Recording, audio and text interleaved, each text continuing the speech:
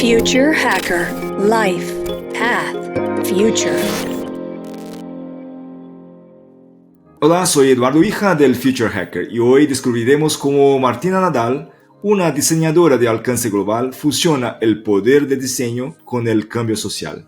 Centrada en la intersección entre ética, política y diseño, Martina trae a la mesa una perspectiva única sobre cómo moldear el mundo actual. Con una trayectoria que abarca roles clave en instituciones culturales e empresas creativas a nivel internacional, ha liderado proyectos de transformación social en colaboración con organismos como la ONU, el Instituto de Diseño de Hong Kong y la Comisión Europea. Fundadora de la División del Impacto Social en Domestic Data Streamer, Martina lidera proyectos audaces que abordan desafíos contemporáneos, desde la igualdad de género hasta la crisis climática. Acompáñanos mientras exploramos con este estudio creativo, redefine la relación entre arte, tecnología y datos para crear una conexión genuina entre la información y las personas, catalizando así el cambio que nuestro mundo necesita. Hola Martina, un gusto tenerte aquí. ¿Cómo estás?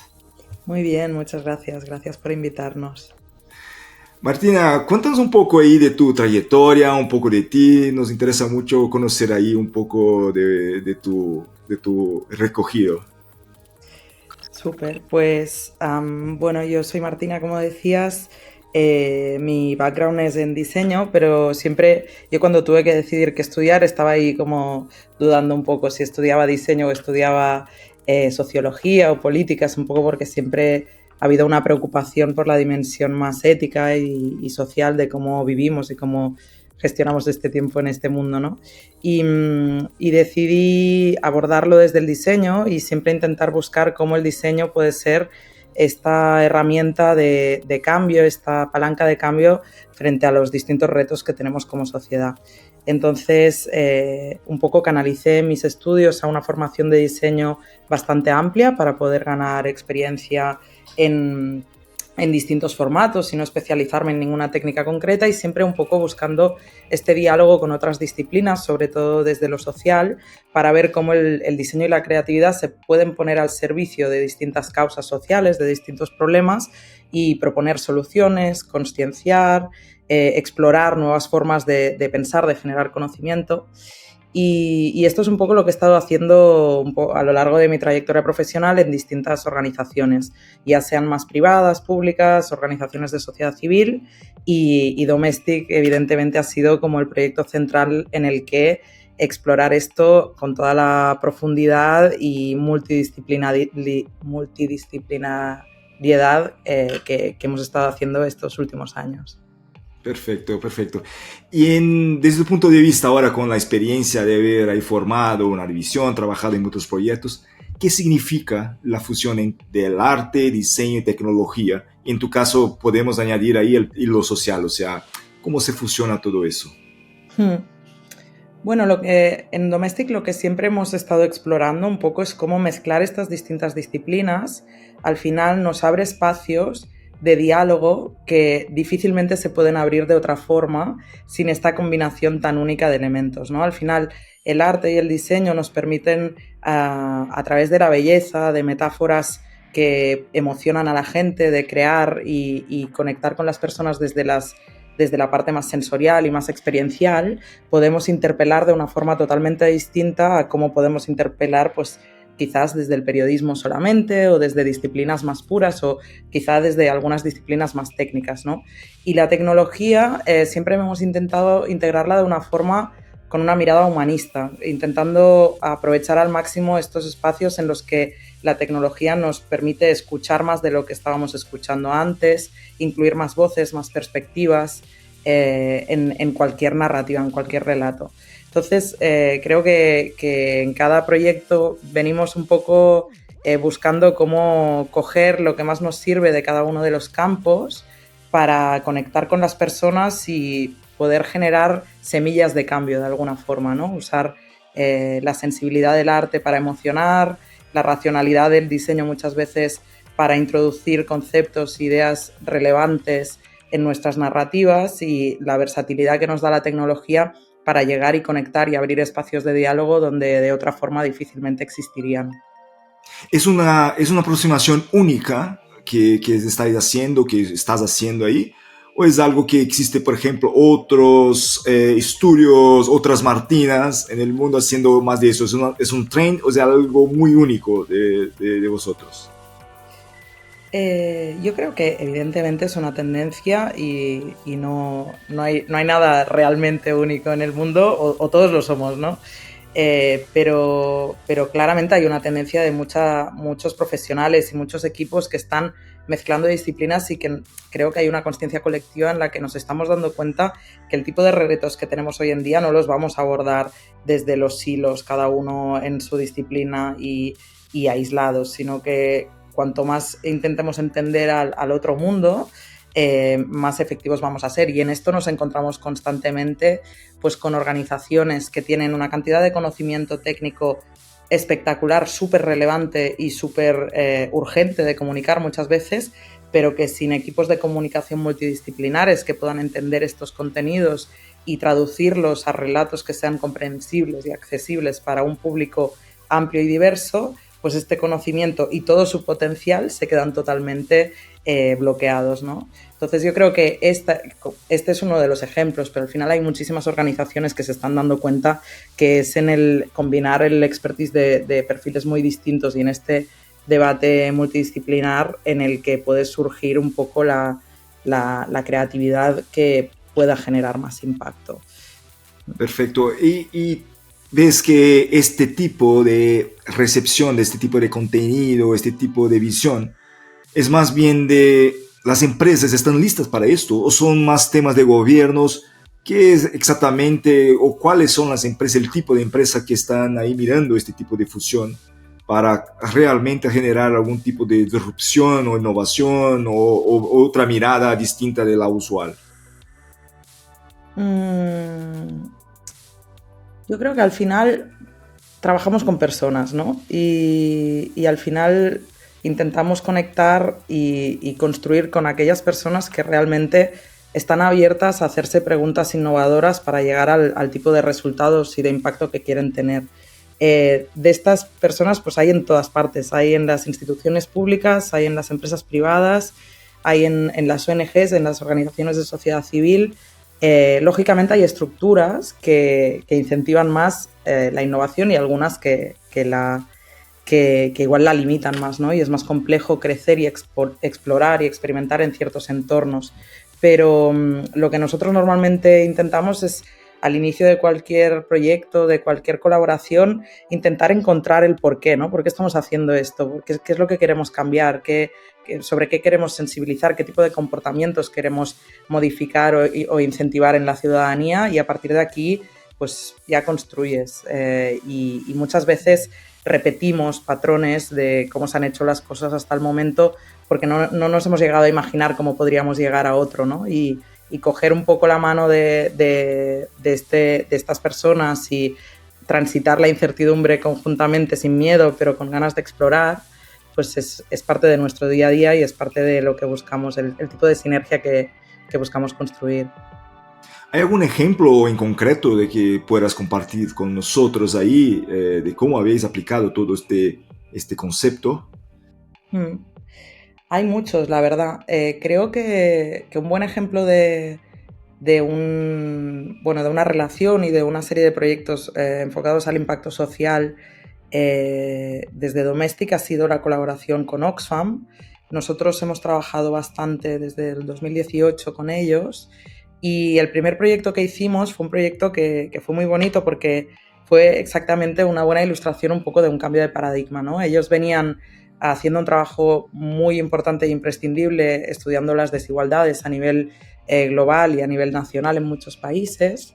Y en 2018-19 nos pidieron que comunicásemos los resultados de su informe de desigualdad en España, que se basaba en ese caso en un nuevo framework de análisis que habían desarrollado con la London School of Economics, en el que intentaban mirar no solo la desigualdad desde una perspectiva económica, sino desde una perspectiva multilateral, ¿no? Intentar entender qué significa desigualdad cuando hablamos de educación, cuando hablamos de de participación política, cuando hablamos de salud, cuando hablamos de muchos de los temas que nos afectan a nivel personal. Salir de los grandes datos de el 1% de la sociedad acumula el mismo tanto por ciento de riqueza que el 99%, intentar entender una lógica un poco más compleja.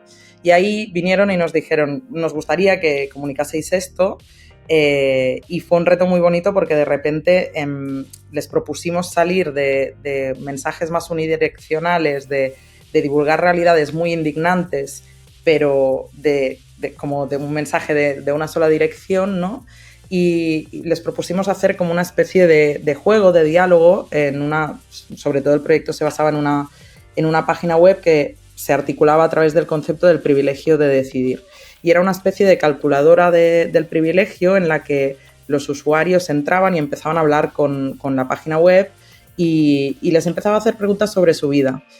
Preguntas como cuántos libros tenías en casa cuando eras pequeño y cuál era tu libro favorito, ¿no? Que te conecta de una forma muy emocional con esto y a priori dirías, pues no sé si esto tiene que ver con la desigualdad.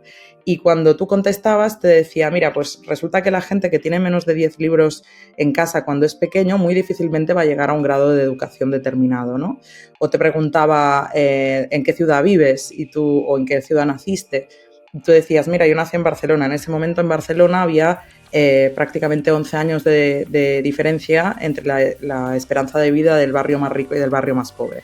Y era a medida de esta conversación con esta página web que la gente conectando y compartiendo sus realidades, sus trocitos de vida personal, podían entender lo que la desigualdad supone para muchas personas en su día a día. Y a partir de aquí contábamos lo que es la realidad del 30% de la población más pobre. Tú podías entender un poco en una especie de cálculo ficticio simplificado cuál era tu índice de privilegio y descubrir cómo vive la gente que vive por debajo de tu índice de privilegio. Y esta experiencia, que fue una experiencia como para Oxfam bastante innovadora en el sentido de que de repente estaban explorando pues, una experiencia muy larga para comunicar muchos datos de una forma interactiva con unos riesgos que asumieron ahí desde la confianza.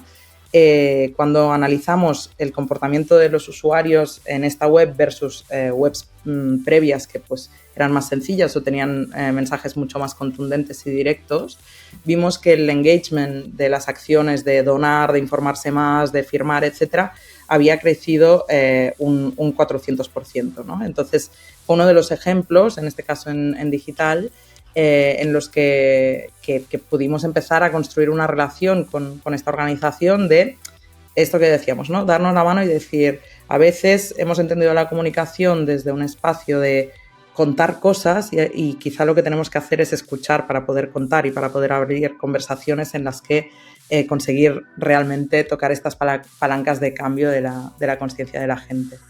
¿Eso era un estudio, una visión más global o más específica de un país, de España, o cómo lo habéis ahí planteado?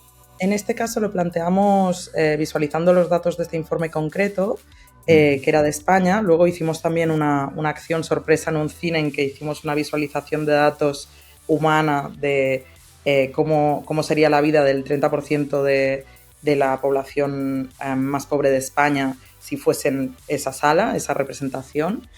Y a partir de aquí empezamos a trabajar con Oxfam a distintas regiones. Hicimos luego la divulgación del informe de desigualdad en Guatemala también, hicimos proyectos más globales y un poco hemos ido ahí haciendo distintas colaboraciones para explorar conjuntamente cómo a través de los datos y una comunicación más interactiva y más participativa podemos conectar mejor con nuestras audiencias y vincularnos mejor, al final influenciar más. Sí, y como siempre, ¿no? Siempre los datos ahí muy importantes ahí para realmente ahí entender lo que está pasando, ¿no? Es algo, o sea, es algo muy que se mide, ¿no? O sea, se tiene que poner ahí números, ¿no? Por lo menos. Y una cosa, ¿cuándo ha sido este estudio, este trabajo? Esto fue 2019. 19, muy bien. Bueno, al día de hoy, lo que estabas hablando ahí de hablar con el web y contestar una respuesta, me parece muy la inteligencia artificial, ¿no? Que está muy de moda ahora. Pero claro, Totalmente. esto... Y creo, no sé, si esto ayuda, esta evolución en el trabajo que hacéis de este tipo, si esto potencializa o si ya estaban utilizando, como este punto de tecnología, ¿cómo lo ves el impacto? Bueno, la irrupción de esta nueva revolución de inteligencia artificial ha sido un reto interno importante, ¿no? Porque, por un lado, abrimos una división, un programa, digamos, dentro de Domestic para investigar y compartir conocimiento. Claramente vimos que los últimos cambios, las últimas disrupciones iban a cambiar muchas cosas de nuestra profesión, de los mercados laborales, del mundo en general, y decidimos, por un lado, dedicarnos activamente a investigar y a entender exactamente qué es lo que estaba pasando, a experimentar también, a decir, vale, y esto llevado al terreno creativo, ¿para qué puede servir? Y en esta lógica de la tecnología humanista que venía mencionando, cómo podemos utilizar la inteligencia artificial para ponerla al servicio del tipo de proyectos y el tipo de organizaciones y de causas por las que nos gusta trabajar. Y por otro lado también divulgar y compartir el conocimiento, ¿no? Intentar que no llevarlo al terreno de la privatización en este sentido. Lógicamente esto nos ha llevado pues, discusiones éticas infinitas y muchas tensiones, porque lo que está pasando en algunos aspectos es profundamente prometedor, inspirador, interesante, y en otros aspectos pues, nos preocupa en relación a los derechos digitales, a los derechos laborales, a los derechos de privacidad, a muchísimas cosas. Entonces, bueno, estamos trabajando, estamos empezando algunos proyectos. Hay un proyecto que es un poco nuestro primer proyecto más querido en este espacio, que es un proyecto en el que decidimos empezar a usar la inteligencia artificial, concretamente la inteligencia artificial generativa de imágenes, para reconstruir las memorias de personas mayores que están perdiendo la memoria e ilustrar con imágenes y con vídeos partes de su historia que no habían quedado documentadas. Entonces empezamos a trabajar con geriátricos y hospitales para trabajar con gente mayor y explorar cómo a través de entrevistas podíamos recoger estas partes de su historia y generar prompts que generasen imágenes y vídeos pintando estas realidades, ¿no? De hecho, esto es uno de los proyectos que ahora estamos viendo cómo hacer capítulos en distintos contextos, trabajando con refugiados también, y una de las propuestas es intentar hacerlo también en Brasil. No voy a dar muchos detalles porque queremos darle un hilo argumental vinculado con el país que puede ser muy bonito. Pero bueno, es uno de los ejemplos de cómo estamos intentando pues domesticar estas herramientas y traerlo a lo que a nosotros nos parece que puede tener sentido, ¿no? Como puede ser en este caso, pues llevarlo a construir una pieza emocional que puede generar un tipo de vínculo con la gente mayor que les pueda ayudar a conectar con su pasado y a no perder la memoria de momentos importantes, ¿no? ¿Y dónde se ataca mejor la mejor aproximación para disminuir la desigualdad desde tu punto de vista? Estamos hablando ahí, por ejemplo, de generaciones, estamos hablando de diferencias económicas entre países, estamos hablando de acceso a la cultura, muchas cosas, ¿no? El color, el país, origen y otras cosas. Desde tu punto de vista, ¿dónde está el gran impacto que deberíamos priorizar o no existe esta priorización? Mira, yo no me atrevo a responderte a esta pregunta porque creo que es una pregunta, bueno, sobre todo que tiene que venir de otro tipo de experto. Cuantos más años llevo trabajando con expertos en temas sociales, menos que me aventuro a proclamar cosas, ¿no? Porque realmente vivimos en un mundo muy complejo y muy interconectado, y lo que me atrevería es un poco a decir aquellas cosas que nosotros o yo en mi experiencia hemos experimentado y hemos visto que tienen sentido, que funcionan, y lo que sí que tengo claro es que hablar de desigualdades es imprescindible, y entender lo que las desigualdades suponen y las piezas un poco del sistema a nivel fiscal, a nivel cultural, a nivel de mercados, etcétera, pues son debates que tenemos que tener. Al final tenemos un mundo en una crisis ecológica tremenda y si no urgente ya caduca de lo tarde que vamos, y creo que la desigualdad no está desvinculada en el sentido de que tenemos que conectar con una urgencia de replantear el sistema en el que vivimos y estas teclas están conectadas. Hablando de debates, hablando de un tema importante, ¿no? Que has tocado ahí también, el tema de la ética digital, ¿no? O sea, cómo las personas al día de hoy se relacionan ahí con los medios digitales, las empresas y todo. ¿Qué nos puede contar de este tema? Es muy importante, ¿no? El tema de cómo la gente mira, gestiona y se relaciona con los medios digitales. ¿Cómo lo ves de este tema? Bueno, al final, una de las partes más poderosas, digamos, del diseño también es una de las partes más peligrosas. Y las decisiones detrás del diseño de cualquier plataforma, de cualquier interficie, no son neutrales en ningún caso. Están muy bien pensadas para inducir ciertos comportamientos y no inducir ciertos otros, ¿no? Entonces, intentamos ser críticos delante de esta ilusión de libertad que se supone que Internet y lo digital tenía que ser. Sabemos perfectamente que al final son sistemas que están dominados por grandes empresas, pocas y grandes empresas, que se rigen por intereses privados y de mercado. Entonces, creo que no hay que olvidarse nunca de qué estoy generando con mi comportamiento digital, a quién estoy beneficiando, qué es lo que estoy dando, ¿no? Cuando hablamos de datos, ser consciente de todos estos rastros que estamos dejando con cada una de nuestras acciones, del tiempo que pasamos, de los clics, a quién le estamos regalando este poder, ¿no? ¿Cuál es la cultura a la que estamos alimentando? ¿Y hay una democracia digital? Pues habrá microdemocracias digitales, pero si miramos el Internet en un conjunto y el mundo digital en un conjunto, claramente está lejos de lo que pensábamos que tenía que ser, ¿no? Al final parece mentira, hace poco más de 30 años que nació toda esta locura y nació con una idea preciosa y muy democrática en muchos sentidos, mucho más cercana al software libre y a la co-creación de contenidos y a una gestión mucho más comunitaria. Al final, pues, como citábamos en uno de los proyectos que hicimos, que es el País de Internet, una pequeña exposición que habla sobre los problemas del Internet de hoy en día, se ha convertido en un terreno dominado por grandes tecnológicas que deciden, no en base a las necesidades y diversidad de su audiencia y de sus usuarios, sino a sus propios intereses, y a la vista está pues todas las consecuencias que lleva detrás, ¿no? Dentro de pues, las violencias digitales, las fake news, el acoso y las terribles consecuencias de salud mental, por no hablar de la falta de acceso a Internet y a muchos espacios digitales de una parte bastante importante de la ciudadanía mundial.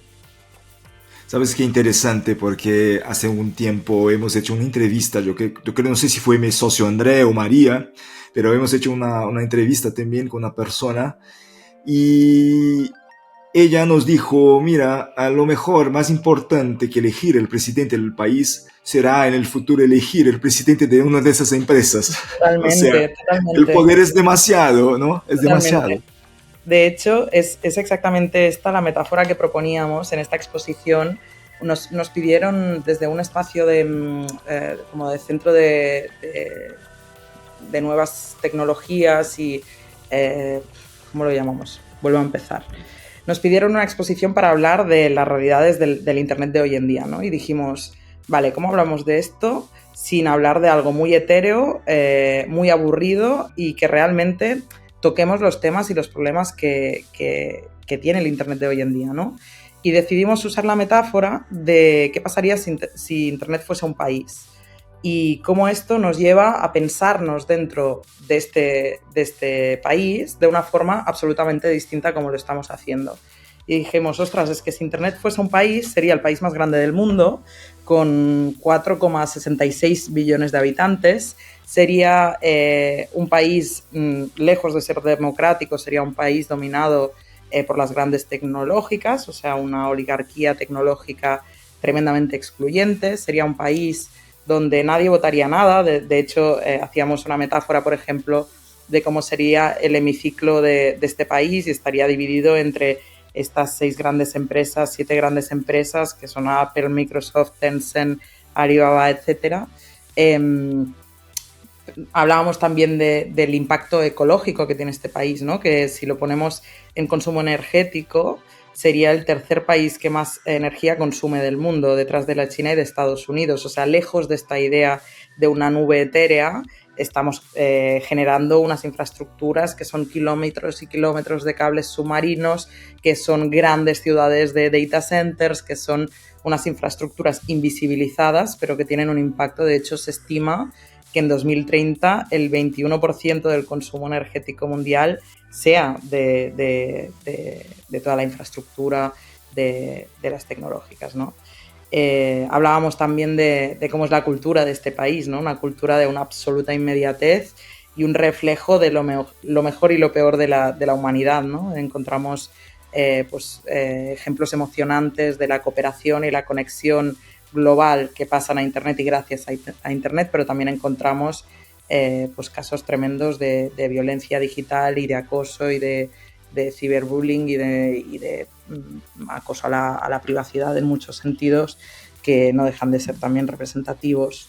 Y sí, o sea, realmente como este tipo de metáforas nos interesan profundamente, porque hay números que si los cuentas solos es muy difícil asumirlos, entenderlos, pero si te dicen que el espacio en el que te pasas la gran mayoría del tiempo no es un espacio democrático en absoluto, ¿no? Y las leyes y las normas que rigen esta plataforma en la que nos encontramos, o el sitio donde esto va a estar colgado o por donde la gente lo va a ver, pues no son espacios en los que las decisiones se tomen de forma democrática, ni a los que todo el mundo tenga el mismo acceso, ni mucho menos. Y si habláramos del futuro de este país, de Internet, ¿no? De la Internet, ¿qué deberíamos hacer para que este futuro sea mejor en este país de Internet? Bueno, creo que hay claros retos Para mí hay un punto importante que tiene que ver con la velocidad. Creo que hay una vorágine de velocidad a la que hemos entrado, que está costando mucho frenar, y que con la inteligencia artificial es un claro ejemplo, ¿no? De una prisa infinita por el crecimiento y el beneficio que nos lleva muchas veces a saltarnos pasos imprescindibles de inclusión, de seguridad, etc. Y luego creo que tenemos muchos problemas heredados desde que Internet nació, que aún no se han resuelto, ¿no? Que tienen que ver con la diversidad de las personas y la seguridad de la diversidad de las personas que pueden usar Internet y las plataformas digitales, que tienen que ver con cómo se generan, consumen, distribuyen, venden los datos, que tienen que ver con la vigilancia en muchos aspectos, que tienen que ver con la privacidad en muchos aspectos, que tienen que ver con cómo sería un Internet feminista, que son un poco asignaturas pendientes que estaría bien ir resolviendo antes de meternos de lleno en nuevas aventuras, digamos. Sí, o sea, tampoco es una cosa, ¿no? Sino no tenemos estos temas que has hablado ahora mismo resueltos en nuestro mundo actual, o sea, el concreto, lo que existimos ahora. Tampoco moverlo al digital lo va a cambiar, ¿no? Simplemente lo va a potencializar. Estaba también haciendo un paralelo, ¿no? Con una persona que hablaba de la carrera espacial, ¿no? Y decía justamente eso. Bueno, si no resolvemos temas de basura, temas de reciclaje, temas de comportamientos, y si vamos al espacio y llevamos exactamente lo mismo, simplemente estamos reproduciendo y estropeando el espacio de la misma forma que estamos estropeando nuestro planeta, ¿no? Entonces un poco ahí paralelo, el espacio, el digital, o sea, al final somos nosotros que estamos por detrás de todo, ¿no?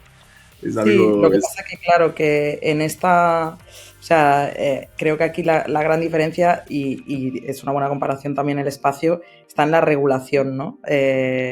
Siempre llega un poco más tarde. Y en el mundo tangible terrenal, por mucho que queda mucho camino por hacer para tener un mundo más justo en muchos sentidos, la regulación va a otra velocidad de lo que va en lo digital. Entonces, todas estas brechas que se generan donde de repente hay estos espacios en los que las grandes tecnológicas y empresas privadas se benefician de estos gaps legales y estas brechas legales, pues los que pierden suelen ser siempre los mismos. Sí, el hueco entre la regulación y lo que pasa en el digital, me parece que va a seguir ampliándose, ¿no? Porque si antes, con la velocidad, el concreto de nuestro mundo aquí, como estamos, el gap ya existe, con la velocidad que se evoluciona, las tecnologías, los espacios digitales, todo lo demás, el gap todavía se queda aún más fuerte, ¿no? Sí. Y esto es algo que tenemos que convivir. Bueno, por eso creemos que es tan importante toda la tarea de formación, educación, sensibilización. O sea, hay una parte en la que creo que es importante entendernos a los diseñadores, tecnólogos, artistas, etcétera, como traductores de realidades complejas. Tenemos que hacer este puente muchas veces de nosotros que tenemos la capacidad de abrir las tripas de estos algoritmos, de estas grandes plataformas, de estos softwares, abrirlo, ¿no? Entenderlo y contarlo de una forma que sea accesible para que no parezca al resto de la ciudadanía una realidad lejana e incomprensible, sino parte de su realidad y parte de los aspectos de la vida pública, social y política en la que tienen que entender y posicionarse. Entonces creo que aquí donde más esperanza veo es en también nosotros subirnos el listón, ¿no? Y aceptar este reto de, bueno, hay que hablar más rápido, hay que generar más debate, hay que hacer el conocimiento accesible lo antes posible, ¿no? A tiempo real. Sí, tomo nota de lo que le acabas de decir, porque esto es realmente lo que creemos en Future Hacker. Es realmente eso, o sea, como el contenido, la información, ¿no? El conocimiento puede estar más accesible a más personas de una forma más democrática posible. No sé si es así, si es realmente posible, pero es algo que queremos, porque justamente este gap, se disminuye el gap de conocimiento entre lo que está ocurriendo y evolucionando, entre lo que las personas comunes que no están ahí cada día trabajando en esto pueden estar cientes de todo. Esto va a hacer con que estas personas con la conciencia puedan pedir e empujar que las soluciones, las regulaciones en este caso pueden ocurrir, ¿no?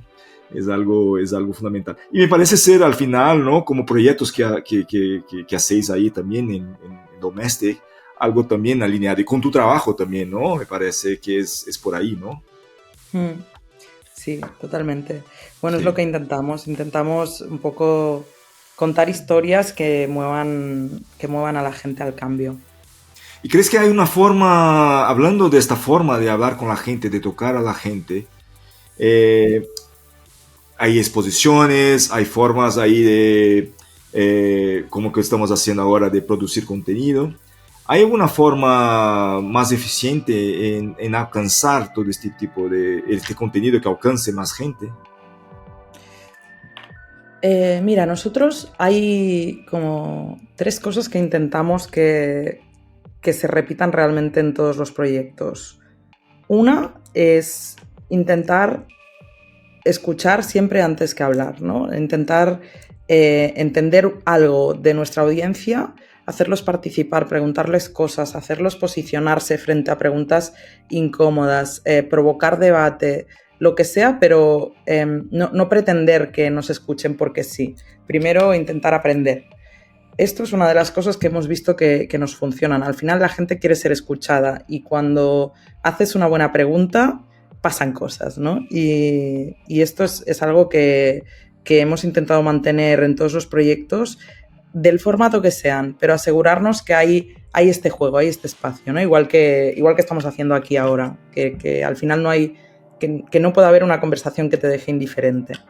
Esto es uno de los pilares. Hay otro que tiene que ver con, en nuestro caso, evidentemente, los datos. O sea, nosotros creemos que hay que encontrar este balance en la comunicación entre lo emocional y lo racional, ¿no? Intentamos introducir siempre los datos de una forma en que se puedan se puedan entender más allá de la lógica fría y cruda del dato, sino conectarlo con narrativas más cercanas. Y el tercer punto es el de intentar siempre encontrar la metáfora que simplifique y acerque al máximo cualquier realidad a la persona que te está escuchando, ¿no? No intentar elevar los discursos para parecer, yo qué sé, ninguna pretensión de intelectualismo en este sentido, ¿no? Sino intentar realmente conectar con lo más básico, lo más instintivo, lo más universal que podamos en cualquier tema de los que tratemos. Intentar encontrar el ejemplo, la broma, la metáfora, la imagen que resulte más cercana, más doméstica, más personal posible para conectar desde lo que la gente siente suyo un poco. Perfecto. Mira, Martina, estamos llegando al final de nuestra charla, buenísima charla, y quería hacer un juguete muy, muy pequeño aquí contigo, que es imaginar en el futuro que la Martina esté ahí mirando la Martina de hoy. ¿Qué la Martina de hoy hablaría para la Martina del futuro? ¿Cuál es la cápsula del tiempo del mensaje para el futuro? Mira, Martina, para tú misma. Pues le diría, Martina insiste. Martina insiste y aprende. Insiste y aprende. Perfecto, como no perder esta, como la voluntad de, bueno, de intentar con cada proyecto, con cada oportunidad, ir llevando nuestro granito de arena a que este mundo en el que vivimos sea un poco más justo y no dejar de aprender para no caer en lógicas naifs y en ideas de falso buenismo, ¿no? Perfecto. Bueno, muy bien, Martina.